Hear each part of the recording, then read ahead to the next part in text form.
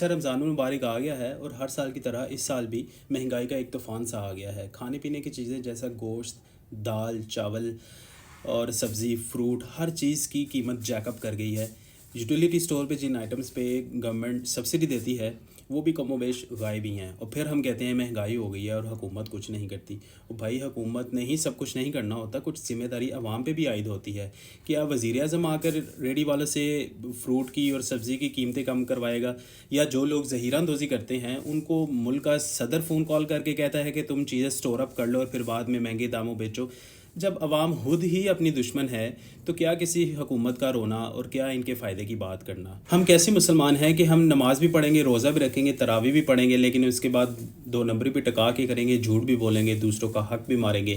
آج ہی آپ انٹرنیٹ پہ جا کے دیکھیں، یو ول فائنڈ آؤٹ کہ ویسٹرن کنٹریز لائک یو کے، یو ایس کے بڑے بڑے سپر سٹورز رمضان آفرز لگاتے ہیں، ڈسکاؤنٹڈ ریٹس دیتے ہیں.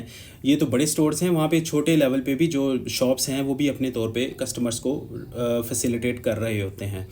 And these are not Islamic states, but they know how important this holy month is for Muslims. تو ٹھیک ہے، ہمارے ملک میں بھی بہت چیریٹی ہوتی ہے اس مہینے میں اور افطار ارینجمنٹس ہوتے ہیں غریبوں کے لیے، but that is not the solution. ایک سفید پوش آدمی کبھی بھی سڑک پہ ان لمبی لمبی افطاری کی لائنوں میں نہیں بیٹھے گا. وہ کہے گا تھوڑا کھا لو لیکن عزت سے کما کے. لہٰذا ہمارا دین ہمیں جینے کا طریقہ سلیقہ سکھاتا ہے اور ہم بیسک سی چیزوں پہ بھی عمل کرنے سے قاصر ہیں. Being a part of this society, مجھے ان باتوں کو بھی ہائی لائٹ کرتے ہوئے شرم آ رہی ہے کہ ہم پستی کے کس لیول پہ کھڑے ہوئے ہیں اور اس بھور سے نکلنے کے لیے کچھ کر بھی نہیں پا رہے. پھر ہم کہہ دیتے ہیں کہ جی حکومت کچھ نہیں کرتی. تو اگر مان بھی لیا جائے کہ حکومت کچھ نہیں کرتی تو کرتی عوام بھی کچھ نہیں. یہ چیزیں تبھی ٹھیک ہوں گی جب عوام فیصلہ کر لے گی کہ اس نے آج کے بعد دو نمبری نہیں کرنی، جھوٹ نہیں بولنا، ملاوٹ نہیں کرنی اور کسی کا حق نہیں مارنا.